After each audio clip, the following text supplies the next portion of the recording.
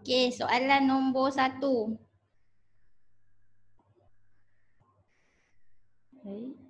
Sekali ni. Okey, soalan nombor 1. Yang manakah kuantiti terbitan? Respon. Tahu kan kuantiti terbitan tu apa? Kuantiti yang diterbitkan daripada kuantiti asas. Ya. Ha? Kiri kat bawah tu. Kiri kat dengan Daddy. Okey, kuantiti terbitan ialah kuantiti yang kuantiti yang diterbitkan daripada kuantiti asas.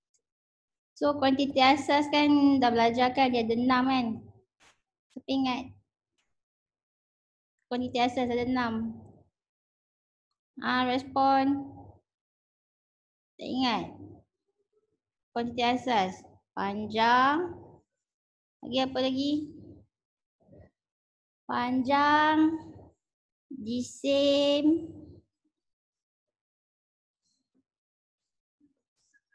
Panjang. Okay, lebar. Lebar tu dalam kategori panjang lah. Okay. Okay, panjang, jisim, masa. Lagi apa lagi?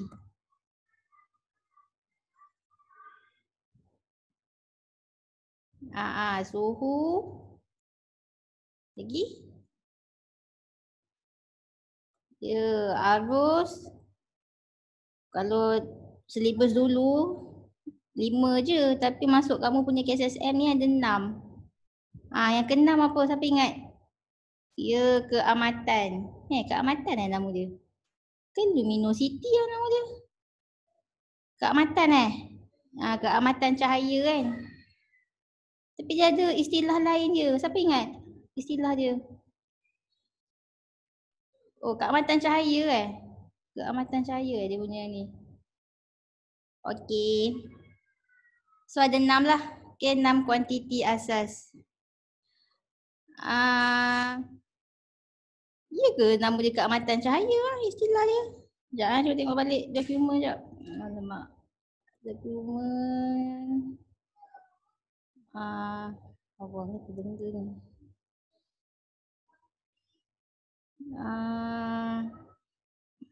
Apa nama tajuk ni?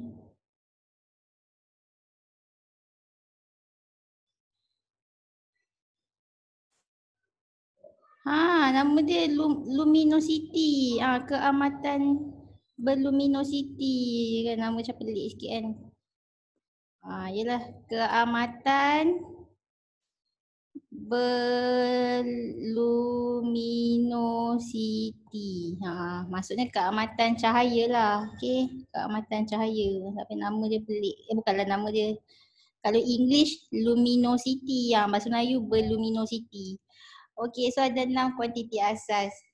Okay, soalan tanya kuantiti terbitan.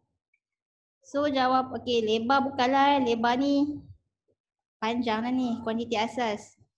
Jisim pun kuantiti asas. Masa pun kuantiti asas. So jawapannya adalah tenaga. Okay. Siapa nak masuk? Ada orang nak masuk. Siapa? Dah masuk kan? Cikgu dah admit dah semua orang ni. Okay.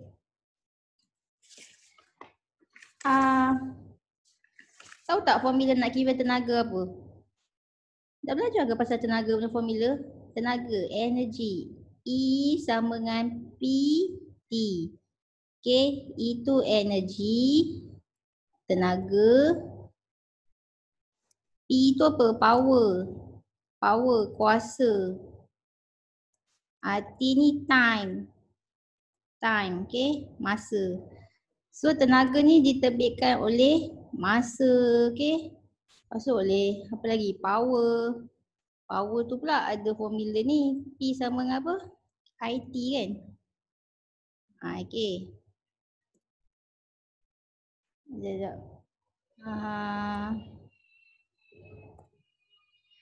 Ini kalau tajuk elektrik ni power. Kalau yang power yang bukan elektrik tu apa ah? Formula dia? Samalah, power sama dengan apa? Energi bahagi masa kan. So tenaga ni kuantiti terbitan lah. Okay, next.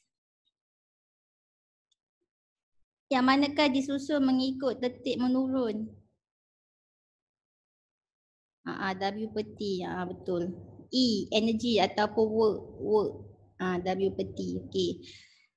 So nak tahu tertib menurun, kita dah belajar kan unit. Kita ada apa? Tera, giga, mega, kilo. Ni mega, kilo, mili. Apa lagi? Micro, nano, pico. Kan? Ni dah belajar bila ah? Form 3 So tera 10^12, giga 10^9, mega 10^6, kilo 10^3, mili -3, micro -6, -9, -12. So dia nak tertib menurun. Apa jawapan dia? Ya, betul, C. Okay. Tera, lepas then paling besar diikuti oleh giga, mili, paling kecil nano. Okay. Okay, next. Yang manakah unit asas untuk kerja yang betul? Apa jawapan dia?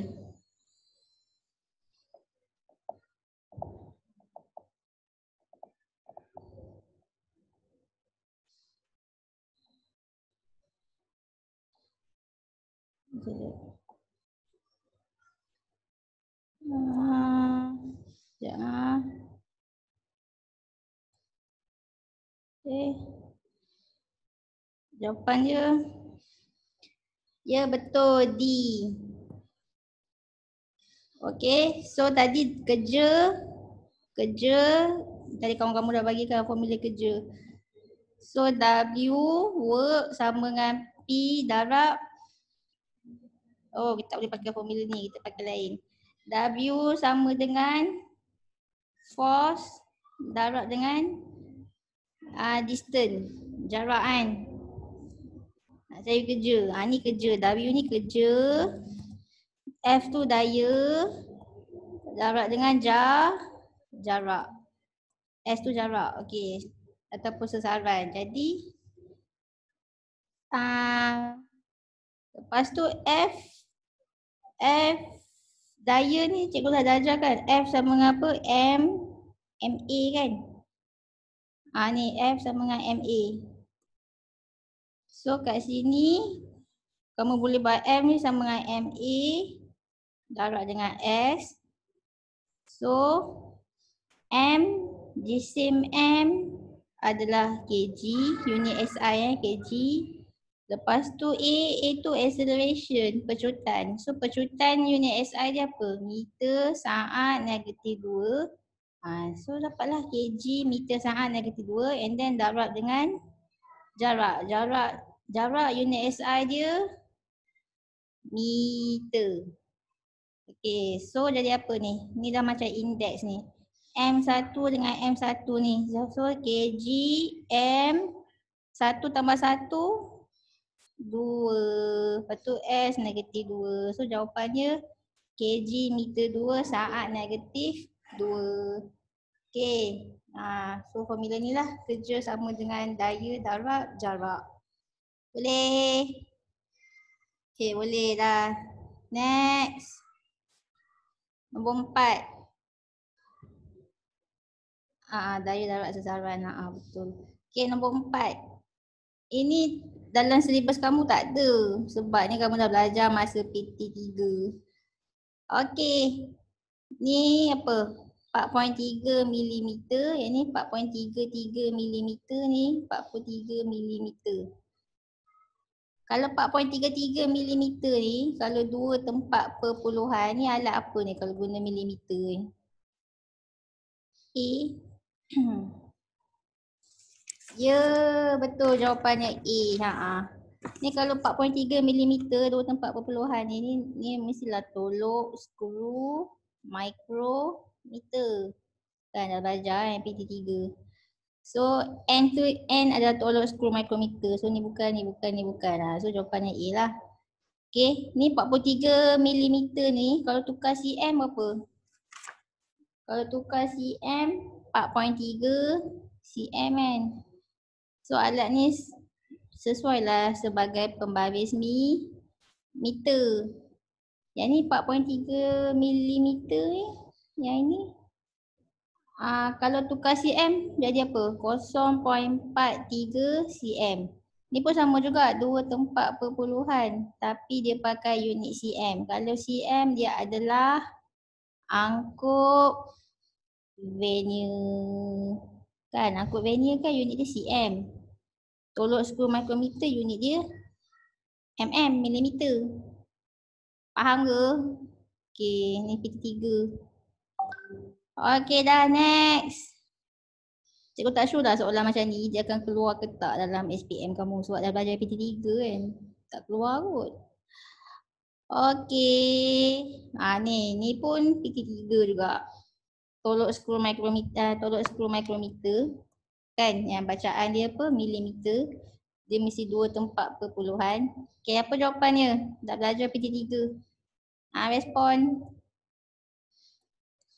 Dah tak kamu belajar kira ni? Apa nak ukur alat guna tolok, skru, mikrometer ni? Ke first time ni tengok soalan macam ni? Ada dalam PT3? Oh ada belajar. Cara nak kira ada. Jawab. Okay, kawan kamu jawab D. Ya betul. Betul D. Tak ingat? Oh pernah belajar masa form 1. Okay. So ni kosong. Ni 0.5. Okay, 0, 0.5. 1, 1.5, 2, 2.5, 3, 3.5, 4, 4.5, 5, 5.5, 6, 6.5, 7, 7.5. So ini 7.5. Okay, so 7.5 tambah pula dengan kat sini Sini ni. So berapa ni? 14 kan? Kalau ni 10, 11, 12, 13, 14, 15. So ni 14 lah. 14. Jadi tambah dengan 0.14. Macam tu lah. Jadi dapatlah 4, 6, 7. Tu yang 7.64 millimeter. Boleh. Tambah 0.14. Macam tu lah. Ni pun cikgu tak sure akan keluar ke tak dalam SPM. Sebab dah belajar PT3. Okay. Sebab kamu first time kan. KSSM tak ada lagi kertas soalan. So cikgu pun ambil je lah tahun lepas. Mana yang ada dalam syllabus KSSM tu, itulah soalan dia. Macam ni pun tak ada juga ni dalam KSSM kamu ni. Pernah tak belajar ni? Konsisten G2. Pernah ke kamu belajar ni? G2 tu apa? Konsisten tu apa? Tak pernah? Okey. Kenapa tu ada error sini? Okey. Tapi boleh jawab kot. Okey, yang mana? Kenapa ada error kat sini lah? Astaghfirullahaladzim. Sekejap siapa buat error tu? Ya Allah Tuhan, dia boleh contoh-contoh kat situ. Aduh, kejap Macam mana cikgu nak clear kan? Disable. Dah. Siapalah rajin conteng. Tengok. Aduh. Macam nak clear kan macam ni? Macam ni clear. Okey dah. Baik. Okey. Okey, kalau dia G2, tembakkan dia betul-betul pada sasaran. Okey, sasaran kita kat mana? Kat sini kan. Tapi tengoklah tembakan dia masuk tak dalam ni? Tak masuk kan, dia kat luar-luar kan. So dia tak G2 tidak G2. So yang jawab G2 ni salah. So dia tak G2. Tak G2. Sekarang ni konsisten pula.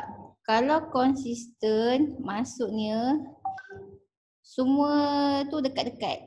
Nah, tembakan dia semua dekat-dekat. Okey, dekat-dekat je. Okey. Sekarang ni tengok tembakan dia dekat-dekat tak? Sini, sini. Ni dekat-dekat tapi kat sini tak dekat pula. Jauh-jauh pula. So adakah dia konsisten? Tidak, okey. Tidak konsisten. So jawapannya adalah ya, D, betul. Tak konsisten, tak jitu. Dia tak jitu sebab tak masuk pada sasaran tengah Lepas tu tembakan je tengok jauh-jauh ni, jauh-jauh kan. Kalau konsisten macam ni tembakan je ni dekat-dekat. Ni konsisten. Okay. Tapi kalau setakat macam ni ada sini, ada sini, ada sini, ada sini, dia tak konsisten. Okay, ni pun cikgu tak tahulah masuk ke tak SPM 2021 kamu tu. Mungkin tak masuk kot dalam syllabus ada. Okay. Yang ni kuantiti yang manakah tidak mengandungi kuantiti asas bagi masa? Okey. Dah, kamu dah jawab dah. Yang mana yang tak ada kaitan dengan masa?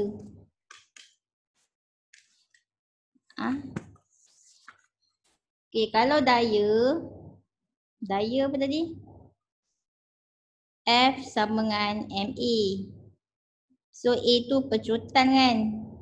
A ni pecutan. So pecutan ni ada kaitan dengan masa kan sebab meter saat negatif 2 kan. Ada masa. Lepas tu kalau impulse formula dia apa? Siapa ingat? Impulse. Okay, kamu dah belajar kita buat F sama dengan MA. Lepas tu A pecutan. Hak laju akhir tolak hak laju awal bahagi masa. Okay, so F sama dengan MV tolak U per T. So jadilah apa? F sama dengan MV tolak MU per T. Ini formula apa ni? Ni formula nak kira daya impuls. Tapi kalau impuls sahaja, formula dia adalah ni F ni dapat dengan T ni. So FT. Impuls formula dia adalah FT sama dengan MV tolak MU. Ni formula nak kira impuls. So ni hak laju akhir, hak laju awal mesti ada kaitan dengan masa kan. So ni pun ada kaitan dengan masa juga. Okay. Hak laju akhir, hak laju awal kan. Hak laju kan formula dia apa? Meter saat negatif 1. Bukan formula, unit. Unit hak laju kan meter saat negatif 1 kan ada saat kan. So ada kaitan dengan masa lah. Jadi impuls bukan. Okay, tekanan ada kaitan tak dengan masa tekanan? Tekanan apa formula dia? Okey, tekanan pun kamu tak belajar lagi tekanan. Ni tajuk bila tekanan ni? Tajuk form 5. Okey. Okey, macam mana kita tak belajar tekanan formula dia. Dah belajar kot masa form apa tekanan? Form 2, form 1. Tekanan, pressure sama dengan force bahagi dengan area. Kan? Lepas tu yang force ni pula F sama dengan M. Kamu boleh buat jadi macam MA. Betul tak? Pun ada kaitan. A ni kan pecutan. So ada juga kaitan dengan masa. So tak boleh juga. Yang paling tak ada kaitan dengan masa ni jawapannya apa? Daya bahagi luas. Ya. So bila daya kamu boleh pecahkan lagi. Kan boleh pecahkan lagi MA. Dah dapat dah A pecutan pun ada kaitan dengan masa. So tekanan pun ada berkaitan dengan masa juga Ya, jawapannya C. Sebab ketumpatan formula dia rho sama dengan M per volume. M tu apa? M ni jisim, volume tu isi padu. So formula ni tak ada kaitan dengan masa. So jawapannya ketumpatan. Ya, betul. Okay, V ni V besar tau, bukan V kecil V besar volume. Okay, next nombor 8. Pernah tak kamu tengok ni 5 bandul ni? Apa jadi? Kalau apa dia kata? Kalau bola X ditarik ke sebelah kiri dan dilepaskan. Supaya berlanggar dengan bola Y dengan had laju U. Apa yang akan jadi kepada Y selepas pelanggaran? Pernah ke kamu tengok benda ni? Ni. X ni kalau lantun. Pernah tak? Pernah. Kat mana kamu tengok? Kat TV. Apa jadi? Kalau lah X ni lantun sini, nanti yang akan bergerak yang mana? Yang Y ke yang Z? Yang akan bergerak ke sana? Z kan? Z yang bergerak. Yang Y ni statik je. Okay, Y ni statik je. So jawapannya adalah bukanlah. Jawapannya apa je kata dah. Kalau X ni hentam Y, yang bergerak nanti yang Z ni Y ni statik je. Faham tak? Yang ni bukan setakat ni yang tiga ni, 1, 2, 3 ni. Yang tengah ni semua statik. Yang bergerak ni hujung ni dengan hujung ni je. Faham ke? Ni lantun sini, yang hujung ni akan bergerak. Yang yang tiga kat tengah ni statik je. So jawapannya adalah ya betul A. Okay, Pegun. Tak percaya tengoklah kat YouTube Kamu try lah type YouTube. Ni apa benda ni pendulum. Pendulum arrange close together.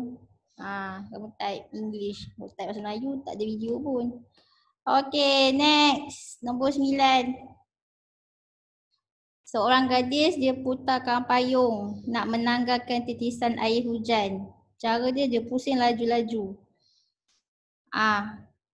Konsep apa dia pakai ni?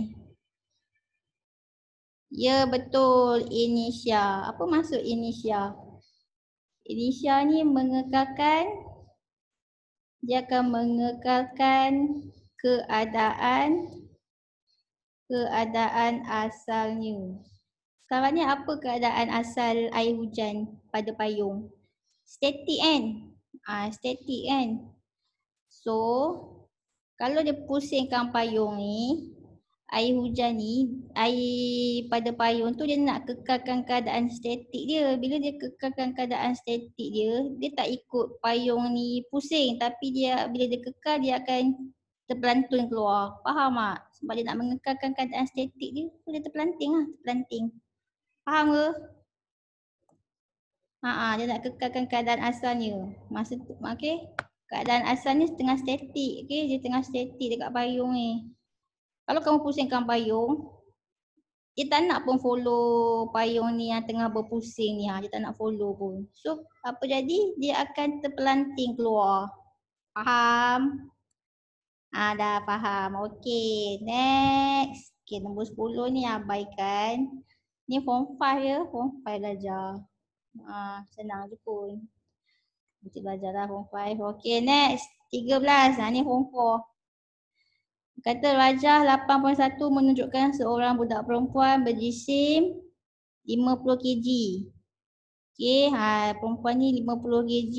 Lepas tu dia, laju dia 10 meter saat negatif 1. Lepas tu dia nak, and then dia apa, papan luncur ni pula 10 kg. Tengah bergerak juga 5 meter saat negatif 1. Lepas tu budak perempuan tu melompat ke atas papan luncur. Kalau dia melompat, so had laju dia had laju bersama-sama kan. Had laju bersama-sama. So ni pelanggaran apa ni? Siapa ingat? Kalau selepas pelanggaran, dia kongsi had laju. Pelanggaran apa? Ya betul, pelanggaran tak kenyal. Pelanggaran tak kenyal. Okay, tak kenyal tu maksudnya selepas berlanggar, dia akan kongsi, dia akan bercantum. Okay. Kalau pelanggaran kenyal, selepas berlanggar, dia berpisah. Tapi kalau pelanggaran tak kenyal, selepas berlanggar, selepas dia berlanggar, dia akan bercantum. Okay, bercantum selepas berlanggar. So kalau bercantum, dia akan buat apa?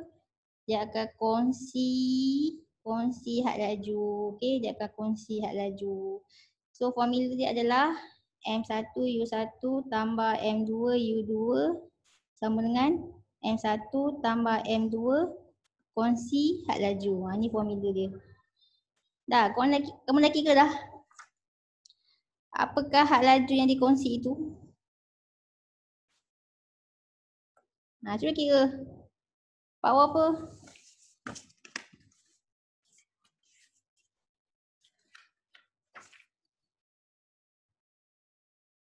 Ya, betul. B. So, M1 ni kita ambil lah jisim budak perempuan ni. Okay, 50 kg. Lepas tu had laju awal dia 10 tambah dengan jisim papa luncur ni 10 kg.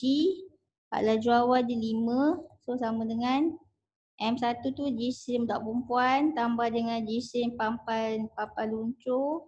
Lepas tu cari dia punya had laju yang berkongsi tu. So ni 500 tambah 50.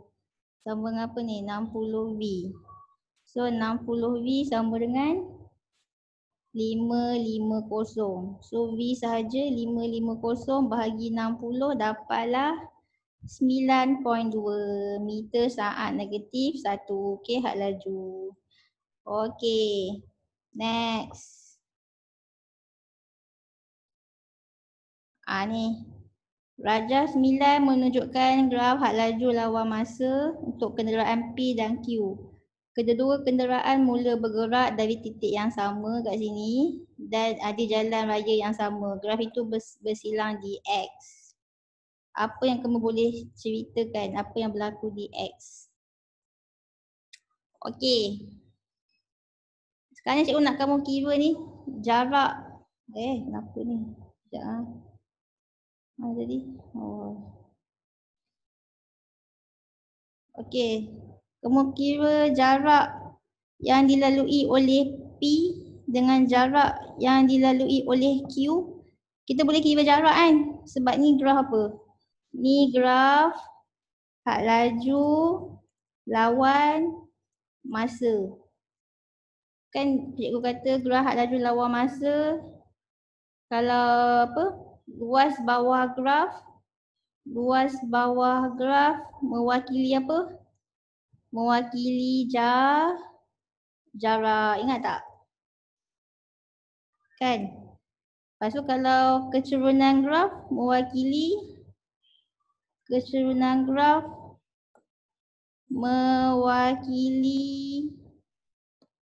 pecotan. So sekarang ni graf had laju lawan masa. Cikgu nak kamu kira jarak kereta P dengan kereta Q. So kamu kira lah luas bawah graf. Okey. Cuba buat untuk P. Luas bawah graf dia macam ni. Macam ni. Ni bentuk segitiga. Oh, dia tak bagi ni nilai Kalau dia tak bagi, kamu buat je lah apa-apa nilai. Okey, bayangkanlah ni nilai dekat sini apa? Had laju sini 5. Okey, ni pun buatlah kat sini 5 saat. Okey. Kira untuk P. Untuk P, ni luas bawah graf dia. Luas segitiga kan. So formula dia apa? 1/2 darab tapak darat tinggi. Okay. So 1/2 tapak dia berapa ni? Tapak dia 5, tinggi dia 5. So dapatlah berapa? Dapatlah 12.5 meter. So ni jarak yang dilalui oleh kereta P. Okay. Kalau jarak yang dilalui oleh kereta Q. Okay, tengok Q pula. Mana Q? Okay, ni Q kan. Okay, kalau dekat sini, dekat X ni. So ni bentuk apa ni luas bawah graf dia? Bentuk segi 4. Okay, untuk Q ni. Sini luas segi 4. So nak kira luas segi 4 macam mana? Panjang darab lebar. So panjang 5, lebar 5. Dapat berapa? 25 meter. So ni menunjukkan apa? Di X, siapa yang dah bergerak jauh?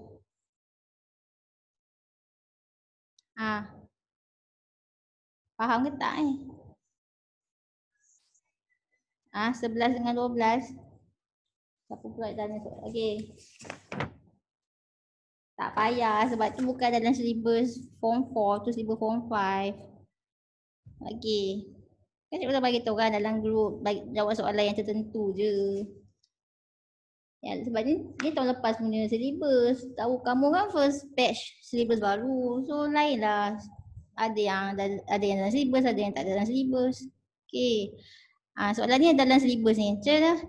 Cikgu dah kata dah, so di X kereta P bergerak sejauh 12.5 meter. Manakala kereta Q bergerak sejauh 25 meter. So sebenarnya siapa yang dah bergerak lebih jauh? Kereta Q. So jawapannya apa? Jawapannya pada masa T. Okay, pada masa T. Ni kan, pada masa T kat sini, pada masa T ni. Q berada di hadapan P. Okay, sebab Q dah bergerak jauh 25 meter dah. Bandingan P 12.5 meter dah. Faham tak? So sebenarnya Q tu, sebab kamu dah kira jarak kan, luas bawah graf. So Q tu dah 25 meter. P tu baru 12.5 meter. Dah faham? Okay, good. Next. 15. Dia kata apa? Sebuah batu jatuh dari suatu ketinggian tertentu ke atas permukaan bumi lebih cepat dibandingkan dengan bulan. Sebab apa? Ni ada kaitan dengan apa Daya tarikan graviti kan? Sebab daya tarikan graviti bulan kurang daripada bumi, betul tak? So kalau daya tarikan graviti ni berkaitan dengan apa pula? Dia berkaitan dengan berat, betul tak? Okay, so jawapannya apa? Sebab daya tarikan graviti bulan kurang daripada bumi, sebab itulah dekat bulan dia jatuh slow daripada bumi. So ini ada kaitan dengan apa? Ada kaitan dengan daya tarikan graviti ni dia berkaitan dengan berat kan? Berat. Kalau berat kita kat bumi besar, tapi berat kita dekat bulan kurang sikit. So jawapannya mana? A ke B ke C ke D ni? Respon. Ya, jawapannya A, okey.